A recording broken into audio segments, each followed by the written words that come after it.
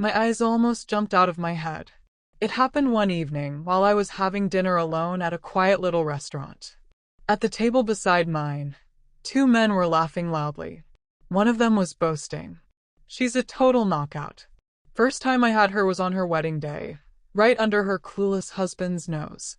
My fork froze in midair.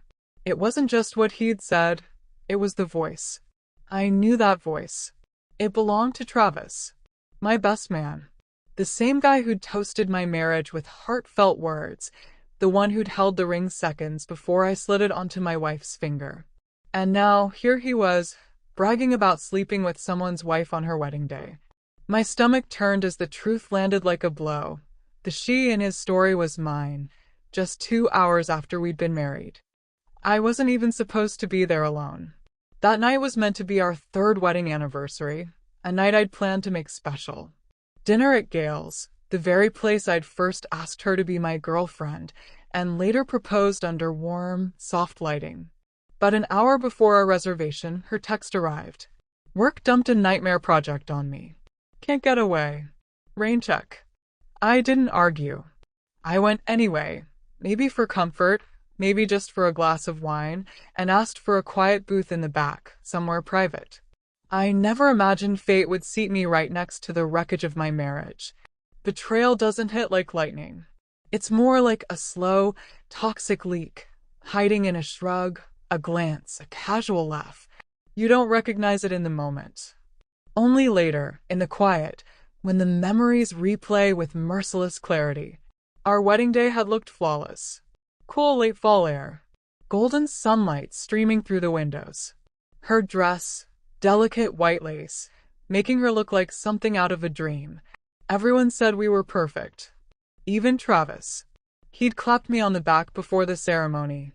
Grip firm, smile warm. "You made it, man." Finally locked it down. I remember that hug now. How long he lingered after the photos, while I was busy greeting guests and she was in the bridal suite, getting her hair done.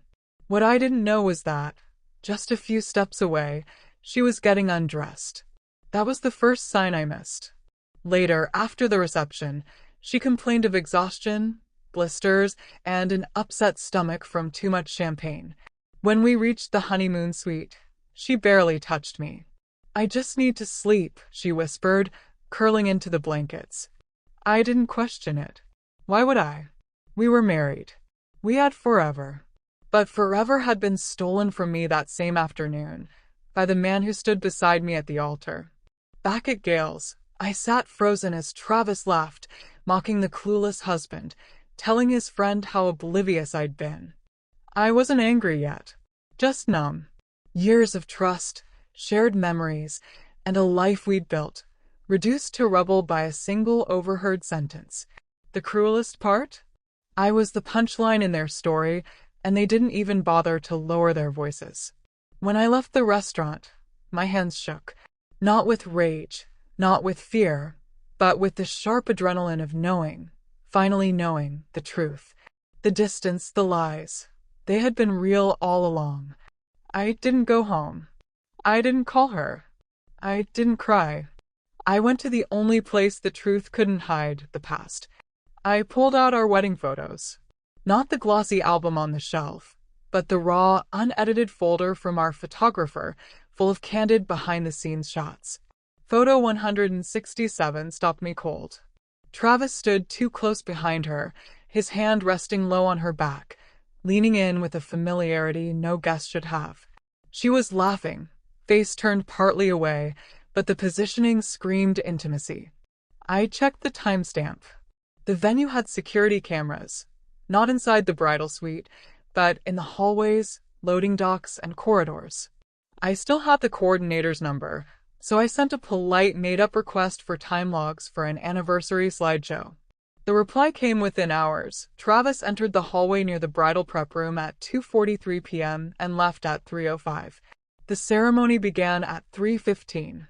12 minutes, unaccounted for. No one had questioned those minutes, until now. A month after the wedding, Travis vanished from town without a goodbye, claiming a job in Denver. He and my wife stopped texting around the same time. 4 years, nothing. No visits, no calls. It felt like guilt fleeing the scene. I dug out her old phone from the closet, the one she'd replaced but never tossed. Most message threads were gone, but one image remained, a blurry reflection of Travis in a hotel bathroom mirror from our wedding day. That's when it slammed into me. This hadn't been a slip or a mistake. It was a betrayal with choreography. Every move planned, every line rehearsed, played out like a twisted play, and I stood there grinning with frosting still on my lips. That night, I didn't look into the mirror to see myself. I stared to say goodbye to the man who'd stood by and let it happen. The man I'd bury by morning. Tomorrow, someone new would wake in his place, and he'd be ready to set fire to it all. They say revenge tastes best cold. Mine was frozen solid, polished with politeness, wrapped like a present, because my wife wasn't just about to lose me. She was going to lose every single thing she'd built on her mountain of lies. Step 1. Pretend nothing's wrong. The night I confirmed the truth, I walked in with Roses, her favorite. She was curled on the couch, scrolling Instagram, likely whispering in a book club chat. "For me?" she asked, eyebrows lifting. Of course, I replied with a soft smile. "I missed you last night." Her eyes flashed with guilt, that thin, flickering kind that comes when someone's convinced they've gotten away with it.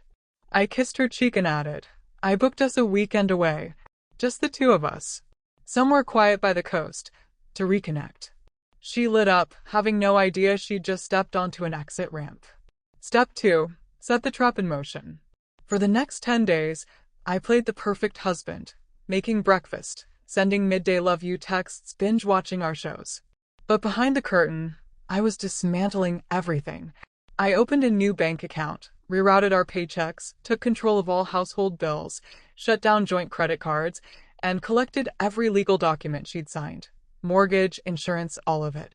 I was building my paper arsenal. Because when you end a marriage holding both proof and control, you don't simply file paperwork. You deliver an ultimatum they can't spin.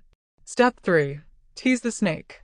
One night, while she showered, I left her iPad open on the kitchen counter, deliberately set to a random women's forum post titled, "Is it cheating if it was before the reception?"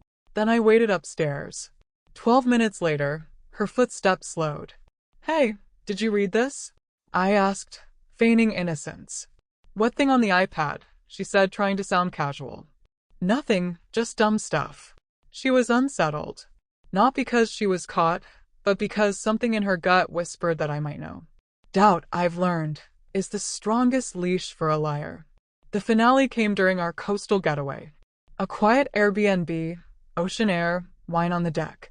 On the last night, as the sun bled into the water, I broke the silence. "I've been thinking," I began softly. "About us?" she asked. "Yeah. About trust, honesty, second chances." I pulled out a small box, not a ring, but a USB drive. "Proof," I said, "of what I already know." Her color drained. I didn't yell. I didn't accuse. Calmly, I gave her 2 paths. 1. I file for divorce, make it public, and send her boss a detailed timeline of her affair that began the day we married. 2. She walks away quietly. No fight. No claims. Hands over the house keys and the car, and we never speak again. She stared at the ocean like it might swallow her whole. I felt a peace I hadn't in years. She didn't argue. Didn't cry. Didn't deny. Just trembled, the USB sitting untouched between us. "You don't mean all that," she whispered. "I do," I said, standing. "But don't worry. I won't ruin you." I met her eyes. "You did that yourself." By morning, she packed in silence, leaving the car, the keys, the title to the house, and every scrap of control she thought she had. Word traveled fast. Travis reached out. "Hey man, long time. Hope you're good. Can we talk?" I ignored him. He tried again. 3 more messages, then an email. I forwarded them all to HR at his job, attaching a hotel bathroom selfie for good measure.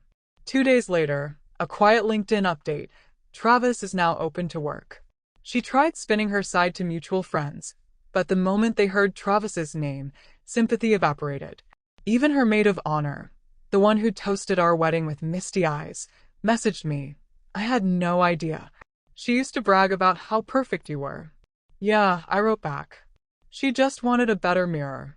The divorce was seamless. No contest. She didn't want the court hearing with what I had ready. She left with nothing but a storage unit and a name that no longer opened doors. I kept the house, my peace, and a future no longer balanced on sand. As for Travis, rumor says he left town, unemployed, humiliated. I hope every mirror he passes reminds him of that photo he took on my wedding day, believing he'd won. People like them always think the quiet ones break, that the loyal will fold, that kindness means retreat. They forget what happens when silence turns into strategy. That's not forgiveness, it's precision. Over a year has passed. I've changed the locks, repainted walls, bought new furniture. Every inch scrubbed of her ghost.